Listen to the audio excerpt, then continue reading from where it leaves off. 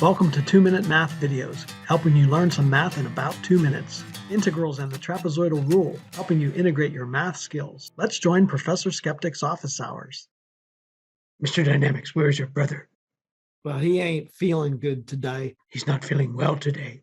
Yeah, that's what I said. He ain't feeling good today. But here he comes.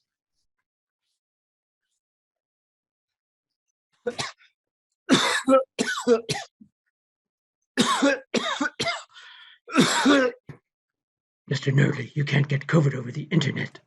Mr. Dynamics, go cough somewhere else. Sorry. Now, who has a question? I do, sir. I don't understand the trapezoidal rule for integration. I'll share my screen.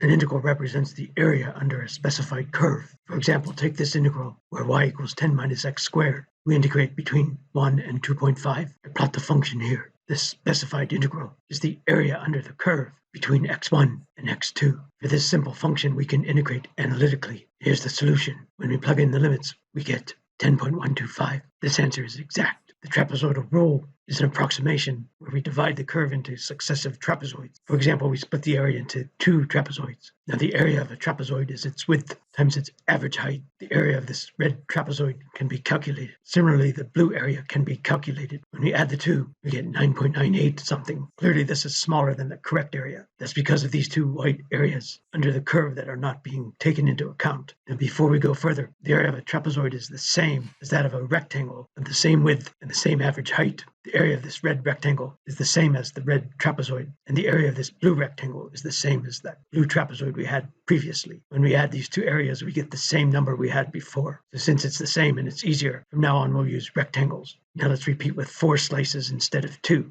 The combined area is now larger and closer to the correct area. We repeat with 8 slices. We get an even larger number. We repeat with 16 slices. The area keeps getting bigger and closer to the actual value. Here's a summary table where we keep increasing the number of slices n. As n increases, the area increases and approaches the correct value. Note that even if y of x were to dip below 0, the trapezoidal rule would still work because those areas would be counted as negative, which would subtract from the total, which is exactly what happens in a real integral. We might say the trapezoidal rule rules.